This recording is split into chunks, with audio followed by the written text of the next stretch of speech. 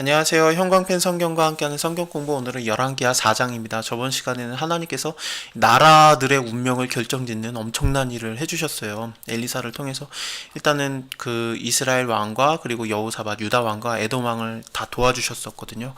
모압을 이기게 하셨는데 일단 뭐 비도 없고 바람도 없었음에도 불구하고 하나님께서 물을 제공하셨고 그 물을 통해서 이스라엘과 유다와 에돔 사람들은 살리시고 오히려 적국이었던 모압 사람들은 그게 피로 보였어요. 이게 해에 물이 비쳐서 해가 물에 비쳐서 이게 피로 보이니까 아 그들이 서로 싸우다가 죽었구나 그렇게 생각을 하고 쳐들어갔다가 완전히 된통 당했었습니다. 하나님께서는 이 모든 역사, 나라의 운명을 결정짓는 일 하시는데 근데 4장에서는 뭐냐면은 우리의 삶에도 하나님이 역사하신다라는 걸 보여주는 게 이게 4장입니다. 사실 하나님 믿으면서 제일 안 믿어지는 게 이거예요. 하나님 해와 달과 별 만드신 위대하신 분, 나라의 전쟁을 이기게 하실 수도 있고 엄청난 역사를 하시는 분, 그거는 믿어지는데 내이 생활에 하나님이 역사하시는가 그게 머리로는 알지만 그렇게 안 믿어지지 않습니까? 그래서 좀 답답합니다만 근데 이게 사장이 그 하나님이 나라의 운명을 책임지시고 결정지셨던 하나님이 얼마든지 작은 그 가족 단위로도 하나님이 다 책임지시고 돌봐주시고 위로해주시고 아껴주신다. 그게 나오는 게 사장입니다. 선지자의 생도의 아내 중에 한 여인이 지금으로 따지면 신학생의 여인인 것 같습니다. 뭐 가난했겠죠. 너무 가난해서 그가 죽었을 때 빚만 남겨줬던 것 같습니다. 그래서 이 두 아들도 노예가 돼야 되는 그런 상황인 것 같아요. 한 여인이 엘리사에게 부르짖어가되 나의 그 남편이 죽었는데 근데 그가 하나님 경외한 줄 당신도 아는 바 아닙니까? 하나님 잘 믿으려고 해서 신학생도 됐고 이 선지자 생도가 됐는데 근데 이렇게 빚만 잔뜩 안 치고 죽어서 그 체주가 나에게 와서 이 두 아이 취하려고 합니다. 종으로 삼고자 하나이다. 어떻게 해야 됩니까? 그렇게 울부짖었던 겁니다. 엘리사가 저에게 이르되 내가 너를 위해서 무엇을 해줄까? 네 집에 무엇이 있는지 내게 말해라 그랬더니 계집종의 집에는 한 병의 기름에는 아무것도 없나이다. 그래서 이 기름을 주려고 하는 것 같아요. 엘리사가요. 그래서 너는 나가서 모든 이웃에게 그릇을 빌려라 그러는데 이거 빌리는 것을 하려면은 다 말해야 돼요. 그 사람들에게 그릇 빌릴 때 옛날에는 그릇이 이것도 귀하니까 가서 그릇 빌리려고 하면은 사정을 설명할 수밖에 없는 겁니다. 그릇 좀 빌려주세요. 아니 왜 그릇을 빌려가려고 그래? 그러면은 내 남편 하나님 잘 믿다가 죽었는데 빚만 잔뜩 졌고 그리고 내 자식들도 지금 빚 때문에 그거 노예로 팔려가려고 하는데 내가 너무 속상해서 엘리사한테 말했더니 엘리사가 그러면 너한테 뭐 해줄까? 그랬더니 내가 그릇 이 기름 한 병밖에 없다 그렇게 말했더니 이거 그릇을 빌리라고 하더이다 라면서 다 말해야 되는 거거든요. 자기의 사정을 말하고 자기의 힘든 거 말하고 하나님께서 도우셔야 된다는 거를 그리고 하나님께서 도우실 거라는 거를 이거를 말할 수밖에 없는 상황이 된 거죠. 그래서 일종의 이 모든 이웃에게 이걸 말하면서 복음 전파가 되는 것 같은 그런 초석이 놓여지는 겁니다. 참 기쁜 소식이 전해질 겁니다. 어쨌든 너는 두 아들과 함께 들어가서 문을 닫고 그 모든 그릇에 기름을 부어서 차는 대로 옮겨 놓으라. 여인이 물러가서 그 두 아들과 함께 문을 닫고 그리고 저희는 그릇을 그에게로 가져오고 그는 부었더니 하나님의 사람이 엘리사가 말한 대로 그대로 행했습니다. 순종했더니 이 기름이 막 넘쳐났던 거죠. 근데 그릇이 다 없어지니까 기름도 곧 그쳤습니다. 빌려온 만큼 이것이 꽉 찼는데 너무나도 하나님의 역사입니다. 하나님께서 너희가 물이 없냐? 그럼 내가 물을 붓겠다. 비가 바람이 없어도 얼마든지 물을 너네가 얻게 하겠다. 골짜기에 개천을 많이 팔아. 하나님께서 이 말씀을 하셨고 그 골짜기에 물이 가득하여졌었는데 마치 나라를 위해서 하셨던 역사하셨던 하나님께서 이 가정을 위해서 아주 순전하게 하나님을 따르려고 했지만 가난했던 선지자 생도의 그 가정을 위해서 이렇게 하나님께서 역사하신 겁니다.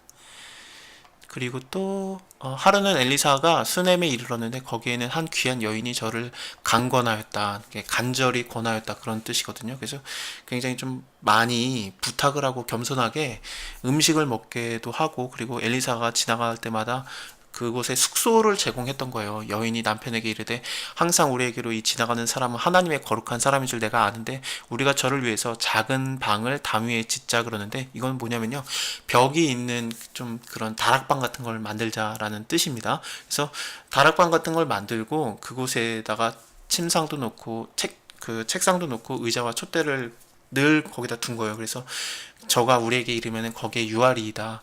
엘리사가 진짜로 그곳을 지나갈 때마다 거기서 쉬기도 하고 먹기도 하고 그랬던 것 같습니다. 그래서 자기 사왕 게하시에게 이르되 이 수냄 여인을 불러와라. 불러왔습니다. 여인이 그 앞에 섰고 엘리사가 자기 사환에게 이르되 너는 저에게 이르라. 네가 이같이 우리에게 생각하는 것이 참 배려가 많구나. 주밀하다는 배려로 배려하다. 그러니까 배려에 배려를 더하다. 뭐 그런 뜻입니다. 그러니까 너가 참 우리한테 잘해주고 있으니까 내가 널 위해서 어떻게 할까? 내가 왕에게나 군대 장관한테 너 뭐 필요한지 내가 말해줄까? 그랬더니 아이고 나는 그렇게 나라가 나서서 할 거 없고 나는 그냥 백성 중에 있는 사람이니까 그냥 평범한 사람이니까 그럴 필요 없습니다. 엘사가 가로되 그러면 저를 위해서 무엇을 할까 했더니 게하시가 얘기해 주는 거예요. 참으로 이 여인은 아들이 없습니다. 남편은 늙었나이다. 가로되 다시 불러라. 불렀더니 여인이 문 앞에 섰습니다. 엘사가 가로되 내년 이맘때쯤 되면은 네가 아들이 있을 것이다. 마치 하나님께서 창세기에서 그 이삭을 그 낳게 하려고 그 아브라함과 사라를 만났을 때 내년 이맘때가 되면은 너에게 그 아들이 있으리라 그렇게 말씀하셨잖아요. 그 비슷한 말씀이 여기 나오고 있습니다. 내년쯤 되면은 돌이 되면은 그러면은 네가 아들을 안을 것이다. 여인이 가로되 아니로소이다. 내 하나님의 사람이여 당신의 계집종 속이지 마옵소서 하니라. 여인이 진짜로 엘리사의 말대로 아들을 낳은 거예요. 그 아이가 어찌저찌 자랐는데 그냥 뭐 저흙이 자라다라는 게 그냥 일반적으로 자랐다 그런 뜻입니다. 그래서 자랐는데 하루는 곡식 빼는 자에게 나가서 그 아베에게 이르렀더니 그 아베에게 이르되 내 머리야 내 머리야 하고 나서 그 아들이 그냥 죽은 거예요. 그 어미에게로 데려갔더니 나까지 어미의 무릎에 앉았다가 죽었습니다. 그 어미가 올라가서 아들을 하나님의 사람의 책상 위에 두고 문을 닫고 나와서 그 남편을 불러 이르되 청컨대 한 사람과 한 나귀를 내게로 보내소서 내가 하나님의 사람에게로 달려갔다 돌아오리다. 남편이 물어보는데 아니 오늘은 월의 첫날도 아니고 그리고 또 안식일도 아닌데 왜 가려고 합니까? 무슨 일입니까? 그렇게 물어보는 거죠. 하나님의 사람을 만날 필요가 없는 날인데 왜 가려고 하냐? 무슨 일이 있냐? 그랬더니 아니요, 별일 없어요. 평안합니다. 괜찮습니다. 안녕합니다. 이렇게 남편한테는 아직 아들이 죽은 걸 말하지 않는 것 같아요. 이에 나귀의 안장을 지우고 자기 사원에게 이르되 모라 앞으로 나아가라. 내가 말하지 아니하거든 나의 달려가기를 천천히 하지 말고 드디어 이제 갈멜산으로 가서 하나님의 사람에게로 나아갔습니다. 하나님의 사람이 엘리사를 말하는 겁니다. 멀리서 보고서 사왕 게하시에게 이르되 저기 수냄 여인이 있다. 너가 달려가서 너는 평안하냐? 네 남편 평안하냐? 아이 평안하냐? 해라 했더니 여인이 대답하되 평안하다. 평안하지 않잖아요. 여기서도 남편에게 평안합니다. 괜찮습니다. 그랬는데 지금 평안하지 않은 겁니다. 왜냐면 아들이 죽었으니까 늙어서 낳은 아들인데 근데 어쨌든 산에 이르러 하나님의 사람에게 나아가서 그 발을 아는지라 게하시가 가까이 와서 저에게 물리치고자 하매 하나님의 사람의 가로되 가만두어라. 그 중심에 괴로움이 있다마는 여호와께서 내게 숨기고 이르지 아니하셨도다. 여인이 가로되 내가 내 주께 아들을 구했습니까? 나를 속이지 말라고 내가 말하지 않았습니까? 여기서도 그랬었죠. 아유 그런 말 하지 마세요. 이 계집종 속이지 마십시오라고 말했었는데 그런 거죠. 내가 뭐 원했던 적 있습니까? 물론 원했겠죠. 근데 구하지 않았던 거예요. 근데 이제 아들을 줘가지고 이렇게 굉장히 기뻤겠지만 근데 이렇게 아들을 잃었으니까 속상하다라는 그 슬픔을 표현하는 것 같습니다. 그래서 이렇게 괴롭습니다라는 얘기를 하니까 엘리사가 게하시에게 이르되 네 허리를 묶고 내 지팡이를 손에 들고 가라. 사람을 만나거든 인사도 하지 말고 사람이 너에게 인사할지라도 대답하지 말고 내 지팡이를 그 아이의 얼굴에 놓아라. 그랬더니 아이의 어머니가 가로되 여호와의 사심과 당신의 혼의 사심을 가리켜 맹세하노니 이 말 기억납니까? 내가 당신을 떠나지 아니하리다. 이거 똑같이 말한 게 엘리사예요. 엘리사가 그 열왕기 하 2장에서 그 엘리야가 떠나려고 할 때 당신 떠나가라 그랬더니 내가 여호와의 사심과 당신의 혼의 사심을 가리켜 맹세하노니 내가 당신 떠나지 않겠습니다 그랬는데 이걸 똑같이 말해요. 그래서 같이 엘리사가 그때의 나를 기억날 수밖에 없는 그런 말을 합니다. 그래서 내가 가야 되겠다. 엘리사가 이제 일어나서 여인을 쫓아갑니다. 게하시가 먼저 가서 지팡이를 그 아이 얼굴에다가 놨지만 뭐 낫지 않았죠. 그리고 나서 엘리사가 집에 들어가서 아이를 봤더니 침상에 누워져 있고 들어가서 문을 닫고 이제는 두 사람만 있었습니다. 엘리사가 여호와께 기도를 해요. 자, 오늘은 여기까지 하고요. 이어서 다음 시간에 보도록 하겠습니다.